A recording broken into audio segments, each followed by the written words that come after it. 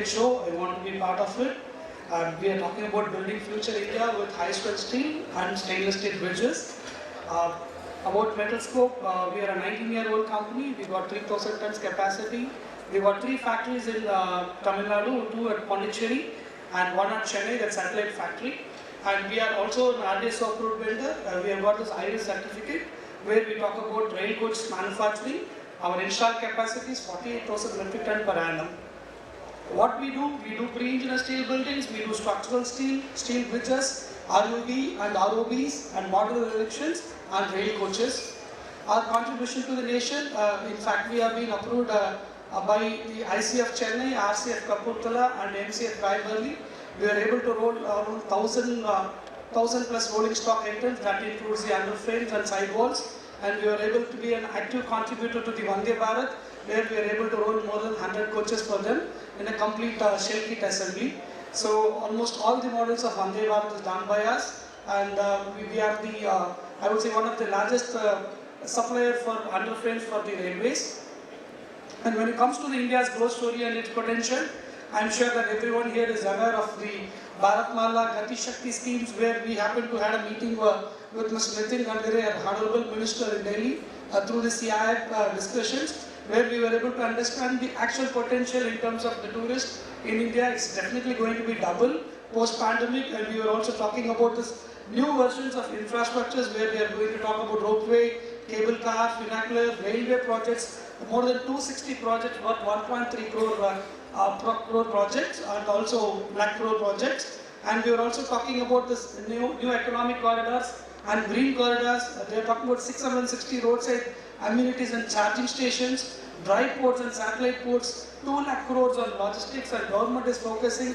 The present logistic cost is between 14 to 16%, where the government is looking out to bring down it to 9%. It talks about the infrastructure. The main agenda here being infrastructure, I thought of just touched it. And we are also talking about use of hydrogen for steel making, which is going to be a green energy.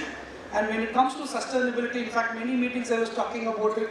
We all know to produce 1 ton of clean steel, we consume 2.7 tons of our natural resources. Keeping this in mind, SCExpo is always in part of designing the structures with high strength steel. One of the project, probably you all must be knowing it, last presentation also we were sharing this similar project, but I would like to take it further.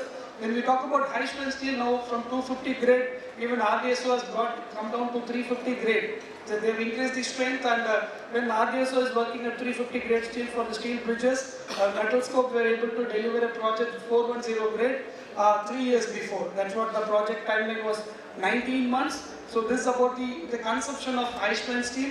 We have got now India as a country with the largest, almost all the big OEMs are able to deliver the high strength.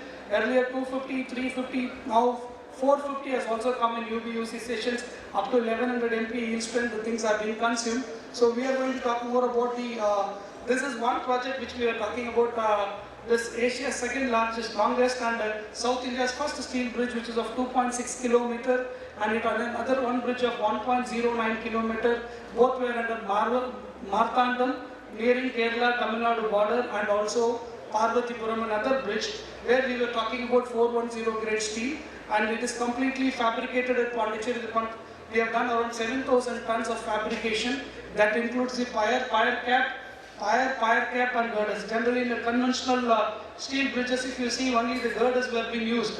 Where we were able to do the pyre cap and girders here. This is something which was very unique in terms of fabrication. We do had a lot of challenges in the initial stage, but once we started doing more than 150 sets of pyre cap, we were able to experience it. And leaving from that area, we were able to do some other bridges also. One was a 47 meter clear span, I would say the bridge, ROB, that's basically connected to the 2.6 kilometer bridge. This was one of the successful projects. We were able to do it in 19 months time. Following that, I would proudly say SCExpo was the torch bearer. There's about few fabrication photographs. SCExpo was a torch bearer, I would say, in south of India. Following this bridge, we have done it in Marthandam and Parvatipuram. There were 10 bridges were been actually awarded in Kerala government. That's again similar bridges where they were able to see the advantage in terms of fabrication. Most of the structures were being fabricated, and right from the foundation, there was an anchor frame. Above the anchor frame, we hardly took around 1.5 hours to fix the pier and pier cape. Then we went for the girders of 24 meters span. That was a great advantage where we didn't create much of issues in terms of execution at the locations. So with that, now 10 bridges were been actually awarded in Kerala state, and now you must be seeing this on the slide where there is another bridge of 130 crores, 131 crores they have awarded in Chennai. So now the industry, the infrastructure, if you see, when it comes to steel bridge, the conventional fire cap, and the girders now has completely gone into steel. The cost of fabrication and the deliverables and the speed of construction execution is definitely advanced now. Time is money, and people are actually looking at it without disturbing the, I would say, the traffic. We are able to deliver them much faster, and this is now becoming, a kind of standard design factor where IIT Chennai is involved in it, and we are able to comfortably deliver projects here. I would like to also take up the other one, which is about the stainless steel. Any lesson if we refuse to learn, we'll repeat until you do.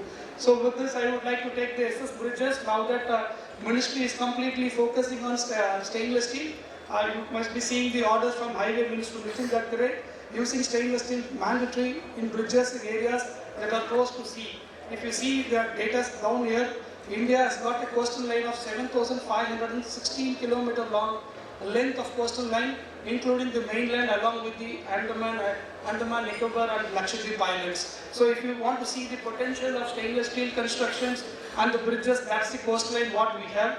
We happen to, and we are also talking about the cost, how we can have this cost savings, and also the continuity and also the capacity in terms of fabrication and the quality. As the previous speaker talked about having a structure of 500 tons, which is possible with stainless steel, definitely yes. And when we talk about stainless steel, we also talk about any more than 12% of chromium content would definitely fall into the stainless steel family. So we got another opportunity to work.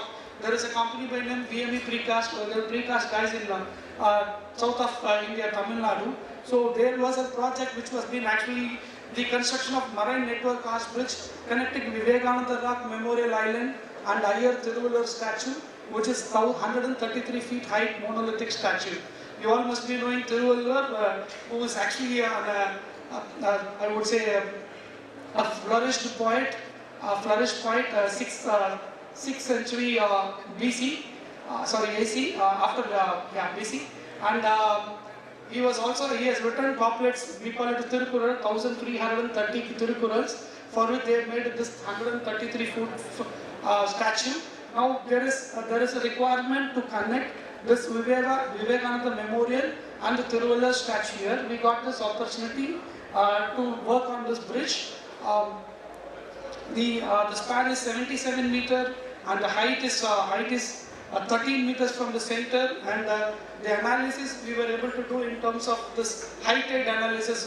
Kanyakumari is a place where three seas, Indian Ocean, Arabian Sea and Bay of Bengal meets. That's one of the best places where you also tend to get the tsunami effect were there, and the high tides are generally there, and almost 10 months the wind is over there.